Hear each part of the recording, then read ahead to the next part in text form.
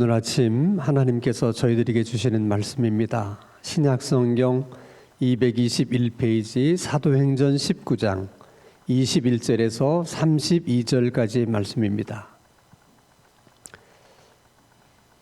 신약성경 221면 사도행전 19장 21절에서 32절까지의 말씀을 제가 봉독합니다. 하나님의 말씀을 경청하시기 바랍니다.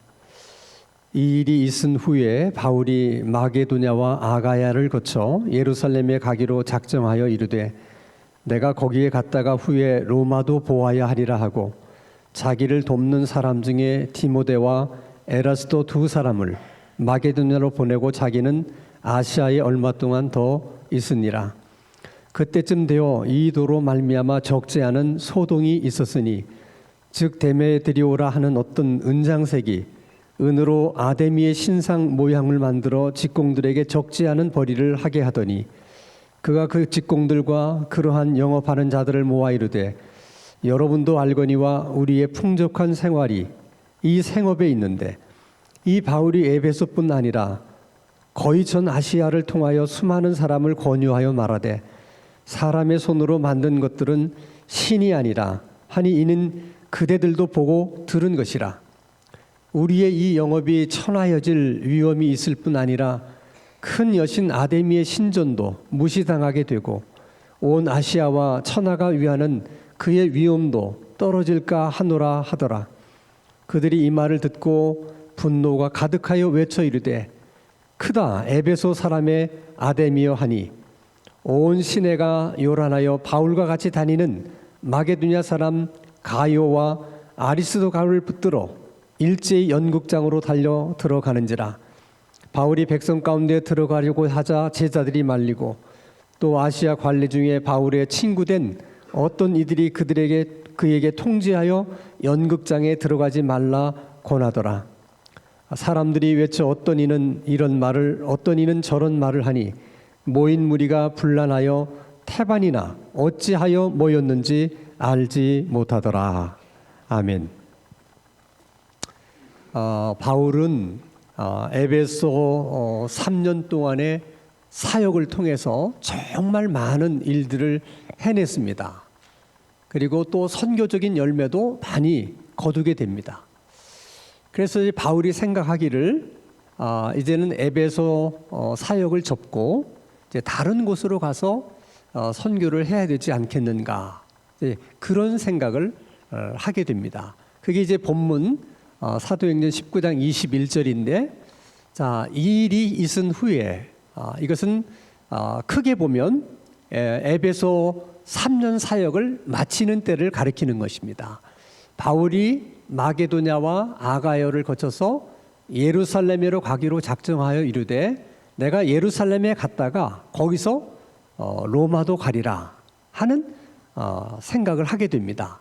로마 선교를 꿈꾸고 로마 선교회들은 비전을 갖게 된 거예요. 이제 그렇게 된 이유는 아마도 로마로 돌아간 아볼로와 브리스길라가 끊임없이 바울에게 로마에 관한 소식을 전해 주었던 것 같습니다. 그런데 문제는 이제 에베소 사역을 내가 이제 3년 했기 때문에 이제 끝내고 내가 이제 마게도냐로 해서 예루살렘을 거쳐서 로마에 가겠다, 이런 생각을 했음에도 불구하고 어떤 일이 있었는지는 모르지만 바울이 에베소를 떠나지 못하고 한동안 에베소에서 계속 머물게 돼요. 그게 이제 사도행전 19장 22절 말씀인데 마지막 줄에 자기는 바울을 가리키는 말입니다. 아시아에 얼마 동안 더 있으니라. 여기서 말하는 아시아는 에베소를 가리키는 것입니다. 근데 중요한 것은 사도 바울이 떠나려고 생각을 하다가 어떤 일이 있었는지는 모르지만은 에베소에 더 머무는 그 동안에 한 가지 사건이 일어나게 되는데 그 일어난 사건에 대한 이야기가 오늘 본문의 내용이에요. 그래서 본문의 내용을 우리가 이렇게 읽어보면 별로 중요한 것 같지 않아요, 내용이. 그럼에도 불구하고 본문의 내용이 21절부터 시작돼서 41절까지 무려 20절이나 할당을 해서 이제 본문의 이야기를 설명하고 있는 거예요. 이거 쉽지 않은 얘기잖아요. 성경이 20절이나 할애해서 어떤 사건을 설명하고 있다. 이런 것은 흔한 경우가 아니거든요. 그래서 또 어떻게 생각해 보면 이 본문이 이게 뭔가 우리가 알 수 없는 중요한 의미나 내용이 있기 때문에 이렇게 하시는 걸까? 그런 의아한 생각이 들기도 하고 또 궁금한 생각이 들기도 해요. 그래서 먼저는 그러면 본문의 이야기가 어떤 내용인지를 먼저 우리가 알아보는 것이 필요하겠다. 그래서 본문의 스토리를 한번 생각해 보려고 합니다. 자, 사도 바울이 전도 여행을 다니던 그 시절에는 도시들마다 다 나름대로 자기들이 섬기는 신이 있었어요. 우리가 보면 우상이죠. 그런 것처럼 에베소 시민들은 아데미라고 하는 여신을 섬겼는데 라틴어로는 다이아나라 이렇게 이제 부르는 여신입니다. 세상에 풍요를 가져다 주는 여신으로 잘 알려져 있어요. 근데 이 아데미라는 여신이 얼마나 유명한지 에베소 사람들만 믿는 것이 아니라 에베소 도시 근처에 있는 많은 도시에 있는 사람들 중에서도 이 아데미 여신을 섬기는 사람들이 그처럼 많았습니다. 그래서 그들의 입장에서는 아데미 여신의 신전이 있는 에베소가 마치 성지처럼 느껴지는 거예요. 그래서 그들의 평생 소원 중에 하나가 뭐냐면 아데미 여신의 신전이 있는 에베소에 가서 신전을 한번 구경하고 그 신전에서 아데미 여신에게 제사를 드리는 것, 이게 소원 중에 하나입니다. 그러다 보니까 주변 도시에 많은 사람들이 이 에베소를 찾아오는 거예요. 아데미 여신의 신전을 보기 위해서. 자, 오늘 우리들 같으면 예루살렘의 성지에 가게 되면 그래도 우리가 성지에 왔다 또 갔다는 것을 뭔가 좀 기념으로 남기고 싶잖아요. 그게 뭘 합니까? 그래서 사진을 많이 찍잖아요. 우리가 예루살렘에 왔다 갔다는 것을 남기기 위해서. 마음은 동일한 거예요. 그래서 에베소에 이 아데미 여신의 신전을 찾아온 사람도 자기가 정말 큰 맘 먹고 이렇게 찾아왔는데 뭔가 여기 왔다 갔다는 것을 남기고 싶은데 뭐 지금처럼 사진을 찍을 수 없으니까 그 대신 은으로 그 아데미 여신의 신상을 아주 작게 모형으로 만든 기념품이 있었어요. 그거라도 사가는 거예요. 기념으로. 그리고 사가지고 집에 돌아가서는 마치 자기 집에 아데미 여신의 신전을 옮겨다 놓은 것처럼 생각하고 그 모형 신 앞에서 제사를 드리는 겁니다. 자, 그러면 여러분 생각에 주변에 많은 도시의 사람들이 그렇게 아데미 여신을 섬기고 또 에베소에 와서 그 여신의 신전을 구경하는 것을 일생 소원으로 알고 찾아왔다면 얼마나 많은 사람들이 1년 동안 찾아왔겠습니까? 그러면 그렇게 많은 사람들이 찾아왔다면 그들이 그냥 돌아갔겠어요? 다 기념품으로 하나씩은 사갖고 갔겠죠. 그러니까 그 신상을 만들어 파는 사람들은 수지 만든 거예요. 진짜 그냥 뭐 돈을 긁어 모으는 거죠. 그랬는데 문제는 바울이 에베소에 오면서부터예요. 바울이 에베소에 정착해서 무려 3년 동안 선교 사역을 하면서 여러 도시에서 아데미 신전을 보기에 구경 온 사람들을 전도하는 거예요. 근데 놀랍게 성령의 역사가 있어가지고 그들이 바울의 전도를 받고 예수 믿는 사람들이 되는 겁니다. 그러면 그들이 그 여신상을 사갈까요? 안 사갈까요? 안 사가는 거예요. 근데 어느 날부터 장사가 안 되기 시작하는 거예요.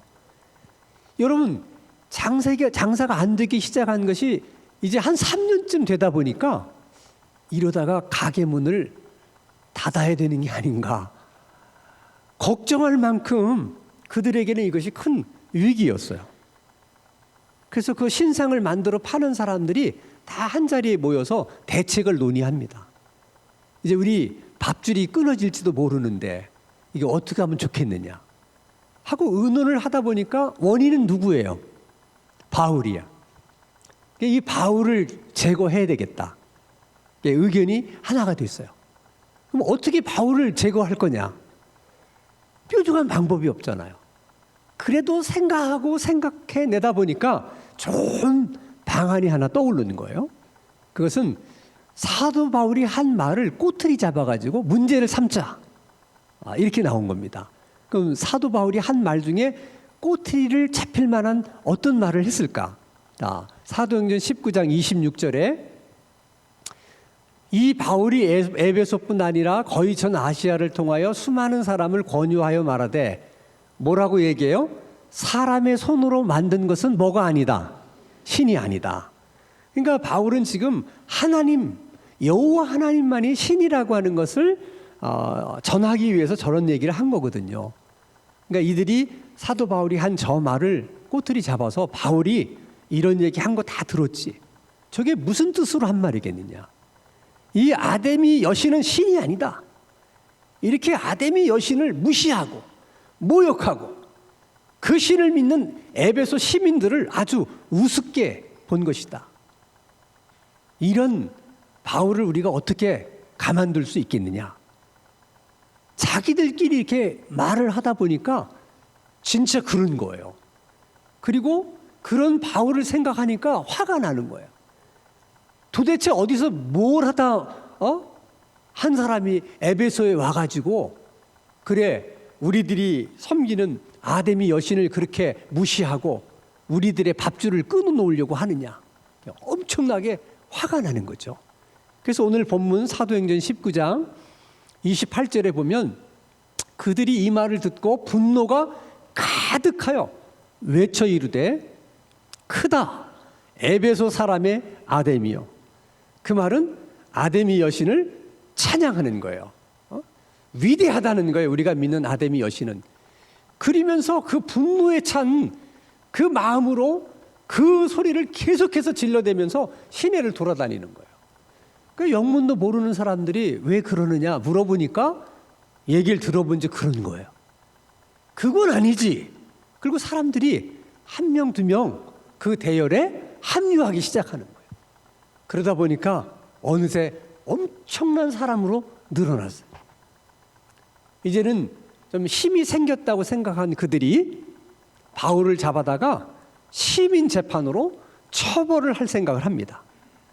그래서 바울이 있는 곳이라고 생각한 곳을 기습을 해요. 근데 가서 보니까 바울이 없어요. 그리고 바울의 동역자들만 있는 거예요. 그럼 저놈이라도 잡아가자. 그들을 끌고 연극장으로 데리고 갑니다.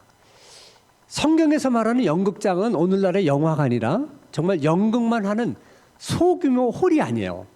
오늘 우리식으로 얘기하면 잠실 야구장만큼 큰 넓은 곳이에요. 거기서 전차 경기도 하고 검투사들이 나와서 검투 경기도 하고 많은 공연을 하는 굉장히 넓은 그런 곳으로 바울의 동역자들을 끌고 간 겁니다. 그러니까 그것은 그만큼 지금 분노한 에베소 시민들이 많았다는 거예요. 그들이 함께 갈 수 있을 만한 공간이 별로 없었기 때문에 그렇게 큰 잠실 야구장 같은 그러한 연극장으로 그들이 들어가게 된 것입니다. 자, 바울이 자기 동역자들이 붙잡혀갔다는 소리를 듣게 됩니다. 깜짝 놀라는 거죠. 아니, 붙잡아 가려면 자기를 붙잡아 가지 왜 동역자들을 붙잡아 가는가. 그리고 또 생각해 보면 우리가 뭘 잘못했다고 그렇게 많은 사람들이 분노하면서 사람들을 끌고 가는 걸까. 여기에는 분명 뭔가 오해가 있는 거다. 오해라는 건 풀면 되니까. 그래서 바울이 나서서 내가 오해를 풀겠다. 그래서 바울이 이제 그들이 모여있는 연극장으로 들어가려고 합니다. 근데 분위기가 심상치 않잖아요.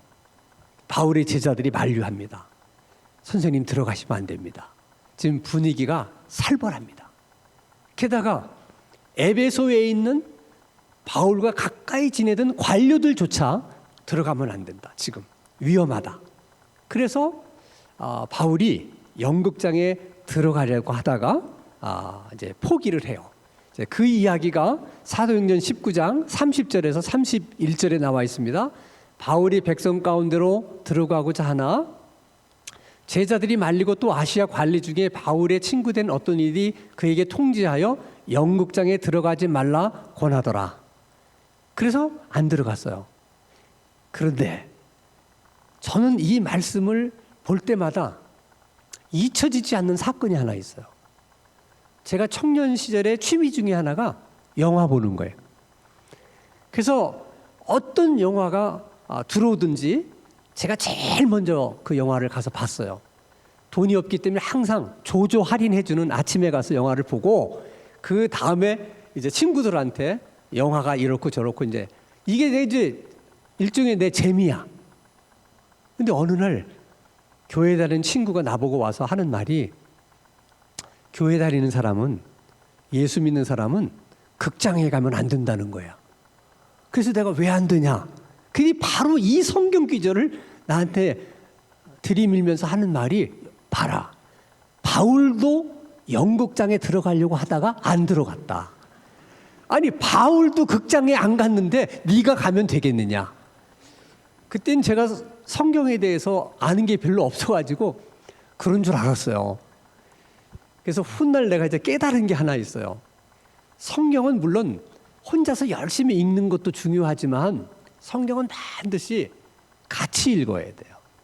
같이 성경 공부를 하면서 같은 말씀을 같이 읽고 같이 나누어야 이런 오해를 하지 않을 수 있지.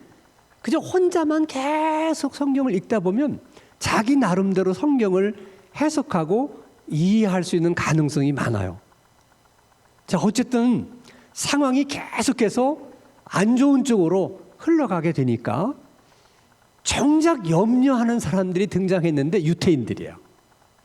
유대인들은 왜 염려를 하느냐? 잘 아는 것처럼 유대인들도 유일신을 믿잖아요. 하나님. 늘 본인들은 유일신을 믿는 사람들이라는 것을 이렇게 주장했기 때문에 잘못했다가는 이 불똥이 자기들에게 튈 것 같거든요. 그래서 자기들 중에 언변이 좀 알렉산더라는 사람을 내세워가지고 그 군중들 앞에 서서 유대교는 기독교하고는 전혀 다른 종교입니다. 오늘의 이 일은 유대교하고는 아무 상관이 없습니다. 이렇게 이제 변명을 하려고 하는데 이미 사람들이 흥분해 있기 때문에 들으려고 하지를 않는 거예요. 그러면서 얼마나 그들이 흥분해 있었는지 한번 보겠습니다. 사도행전 19장 33절에서 34절인데 제일 마지막 줄이 중요해요. 크다 에베소 사람의 아데미오 하기를 몇 시간 동안? 2시간 동안. 그러니까 그 큰 광장에 사람들이 가득 모여가지고 막 아데미 아데미 하면서 외치는데 그걸 2시간 동안이나 연호했다는 거예요.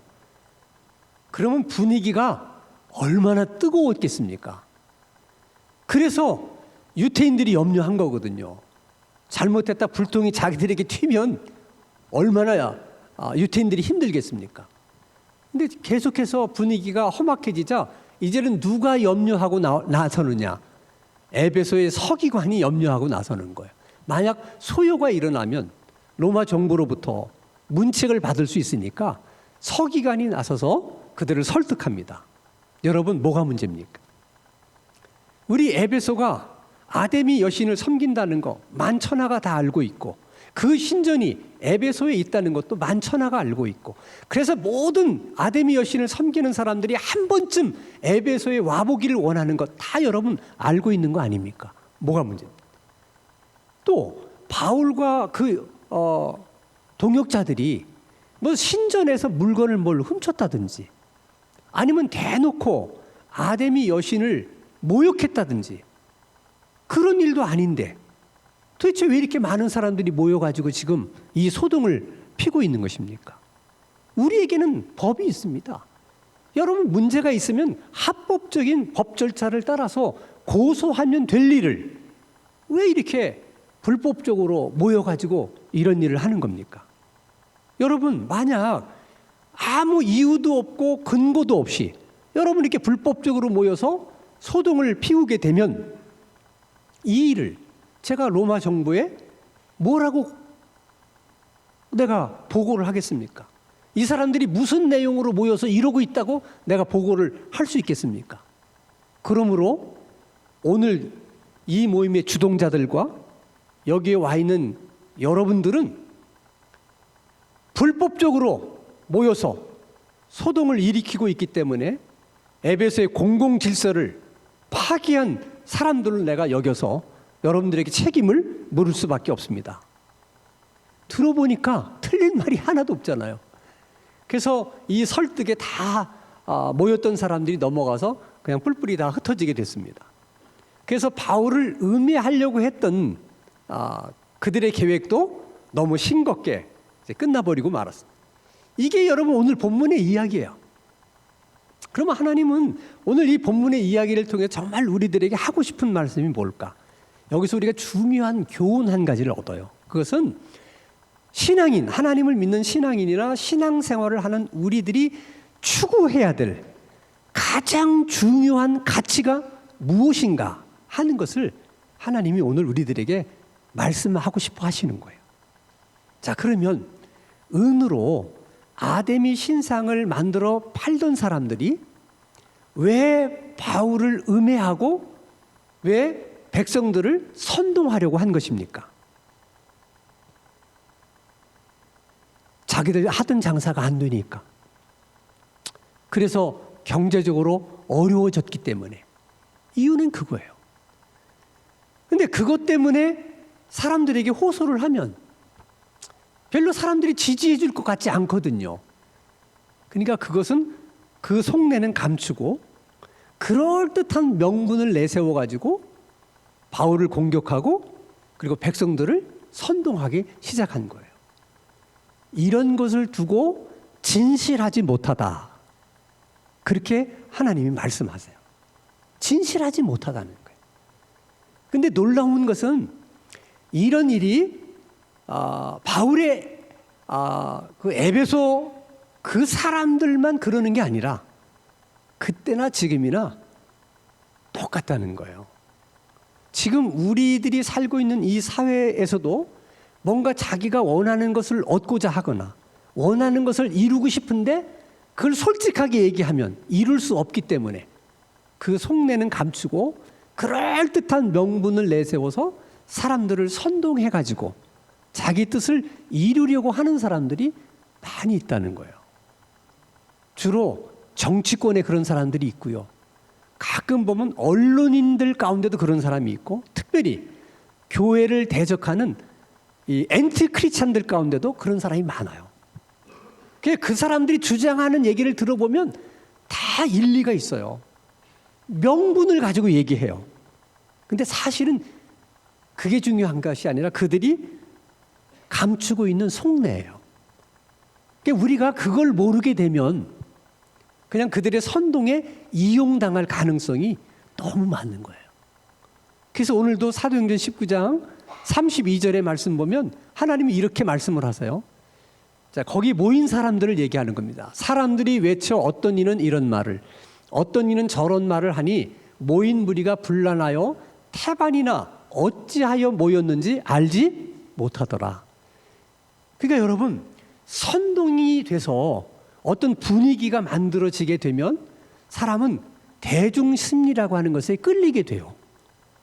그래서 그런 곳에 그냥 자기도 휩쓸려 가지고 거기서 자기도 다른 사람과 똑같이 막 구호를 외치면서 막 열을 내고 있는데 자기가 왜 그 자리에 있는지, 내가 왜 열내면서 이런 구호를 외쳐야 되는지 안다 모른다. 모른다는 거예요. 그런 사람들이 생각보다 많다는 거예요. 그러니까 우리가 정신을 똑바로 차리지 않으면 선동하는 사람들의 우리가 그냥 이용당할 가능성이 너무나 많다는 거예요. 근데 중요한 것은 우리가 살고 있는 세상이 그런 세상이니까 그런 세상에서 살다 보니까 그런 일들이 너무 익숙해졌고 너무나 자연스러운 일이 되다 보니까 그런 문화가 거룩한 주님의 교회 안에까지도 들어오게 된다. 교인들 중에서도 자기가 원하는 것을 이루고 싶고 자기가 원하는 것을 얻고 싶을 때 솔직히 얘기를 하면 아무도 거들떠보는 사람이 없으니까 그 속내를 감춘 채 그럴듯한 명분을 내세워가지고 성도들을 선동하는 경우들이 있어요. 진실하지 못한 거예요. 근데 여러분 이걸 기억하셔야 돼. 하나님이 가장 싫어하는 것 두 가지가 있어요. 하나는 교만한 것이고 다른 하나는 거짓된 것, 진실되지 못한 거예요. 그래서 교만한 사람과 진실하지 못한 사람은 하나님을 대적하는 사람이 돼요. 그렇게 될 수밖에 없어요. 하나님이 그 부분을 얼마나 중요하게 생각하는가. 여러분 사도행전 5장에 보면 아나니아와 삽비라가 죽임을 당하잖아요. 왜 죽었어요? 다른 이유가 없어요. 진실하지 못한 이유 때문에 죽은 거예요. 진실한 하나님의 영, 성령을 속였다는 이유 때문에 죽은 거예요. 아나니아와 삽비라를 죽이셨던 하나님의 마음은 지금도 다르지 않아요.